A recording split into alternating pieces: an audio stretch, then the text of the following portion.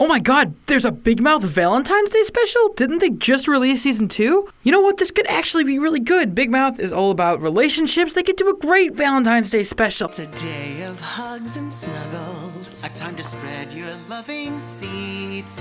Oh, there's musical numbers. Oh no.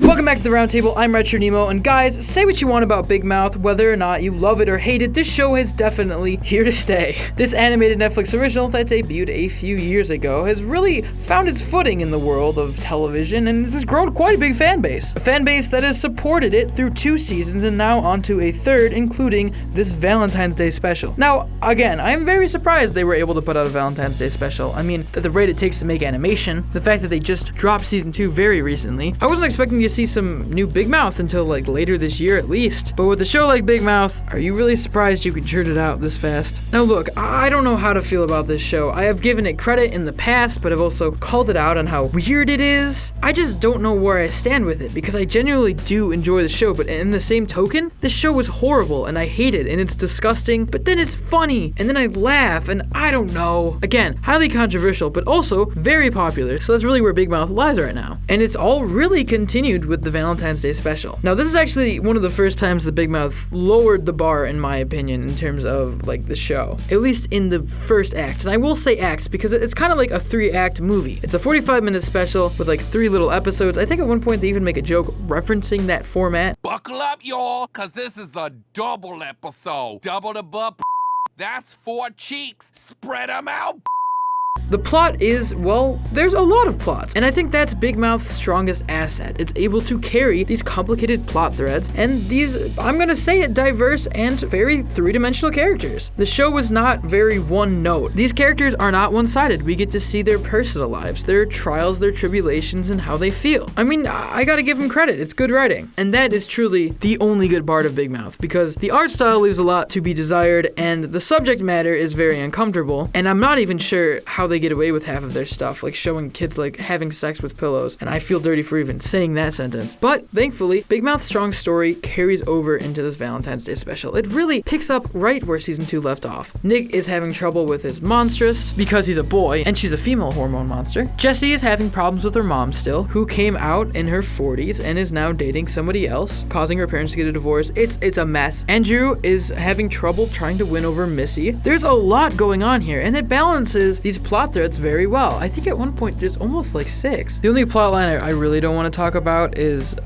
Jay's, in which he has problems balancing his sex life with his 2 pillows. And guys, I'm gonna lean into the microphone and keep it real with you, Chief. It's not good. It sucks. Can we cut the music, please? It sucks. It's cringy. It's disgusting. There's a point where he is in like this genital American Ninja Warrior show, and it's not funny. It doesn't land at all. Oh my god. But I'm actually a huge fan of the other plot lines. I think they're interesting. They were fun to watch. Andrew tries to put on this cool persona to win over Missy after finding out in season 2 that she actually still likes him. Jesse and Matthew actually form an unlikely friendship over their hatred of Valentine's Day and their lack of a partner. Coach Steve is in this episode, even though he was technically fired from the school, I'm pretty sure. Though this time he's working at Walgreens. And Walgreens appears a lot in this episode. I don't know what the deal is with that. Maybe it's just like a joke. They show it full logo and everything, so good for them. Good for Walgreens. Get that money, G. All of their plot lines intersect, however, at a Valentine's Day party, which, without spoiling too much, Andrew gets jealous and pulls a kid out of a wheelchair and then ends up falling in garbage. It's actually very hard to watch. But there's also a lot of good lessons in this episode. For instance, Nick's whole arc is that he feels like he shouldn't have a female hormone monster, but by the end of the episode, after lashing out at Connie, he realizes that it's okay to be a sensitive guy, and having a female hormone monster is good. Again, the good part of this show is the story and the characters, and you genuinely want to know what happens to them and you care about them. But I've given the plot, I've said what I liked, and now I'm gonna rant. I'm about to get like real negative. I was nervous in seasons 1 and 2 that Big Mouth was on the verge of being inappropriate and dirty for the sake of being dirty. A lot of shows can pull off dirty humor and do it well, and other shows do it just for the sake of gross outness or just to say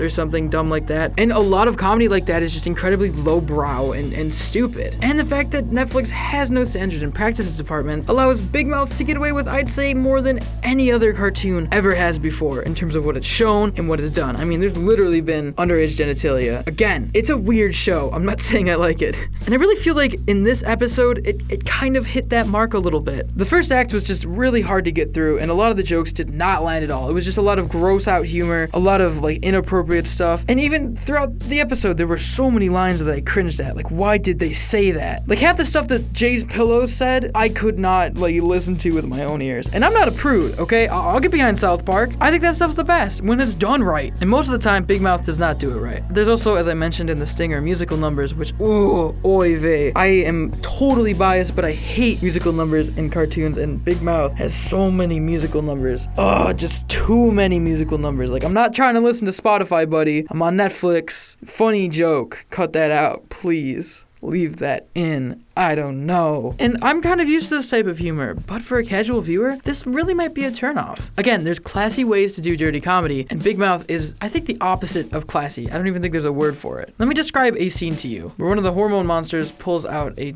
with hearts, and then the other one says that those aren't hearts, it's genital herpes or something. And then they zoom in on it, and they show it. I hope the censor bar is up for this, dear Lord. It's stuff like that that is no bueno. Gets the no bueno seal of approval. And it's really holding Big Mouth back. Why couldn't they just make a show about kids and drama and their lives and have the same funny writing and the same like good people behind it and the same cool voice cast without it being about children and their genitalia so much? Literally, I just wish this team would work on any other show or come up with a different idea because they're talented. They really are. The writing is some of the best I've seen. It's really funny comedy. I love the characters, John Mulaney, Nick Kroll, all these incredible people on this show. They even got Jordan Peele, god damn it, and he's just a ghost that lives in the attic. That's funny. Like, that's just really weird funny. But the amount of times they just reference and talking about it, even in a Valentine's Day special, which I guess I should expect. I don't know why I'm mad at it. That one is on me. Big Mouth is clever and funny, sharp and original, but its crude humor and its cringy subject matter stops it from being a show that I would recommend to anybody, let alone openly say that I watched. I wouldn't go to anybody in public and say, did you watch Big Mouth? Because I did. That is like something I hide till the day I die, even though I'm making a video on the public internet about it. And you could be a Big Mouth fan right now, and you're probably fuming, so I just want to say, I give this show a lot of credit for what it is and what it does, and what it does is good. But at the end of the day, I personally don't want to stare at animated. Whew, I can't believe I just said that in a recording booth. Whew, I'm alone in a room saying the word. What is going on? I feel like this Valentine's Day special was for the most part a step in the wrong direction and very underwhelming for me personally. Despite all of its high points, there were a lot of low points that really dragged it down. And I don't think it's me being a harsh critic to say that a lot of this show is uncomfortable. They literally showed Siamese twin incest couples, and then at the end of the episode, one of them being surgically removed and dying, and then in the last shot, the other Siamese twin saying he needs to find somebody else to have sex with him. I know all comedy is weird on paper, but come on, guys. That was pretty bad. But as always, I really want to know what you guys think about this. Are you a huge Big Mouth fan? Can you not stand it? Are you surprised that it's getting a season 3? Let me know in those comments down below. If you want to consider helping out the Roundtable, you can support us on Patreon or become a member of the channel. There you can get exclusive access to scripts and avatars. Thanks for watching, guys. Don't forget to like and subscribe. I'm Richard Nemo. This is a review of the Big Mouth Valentine's Day special, and I'll see you next time. Peace.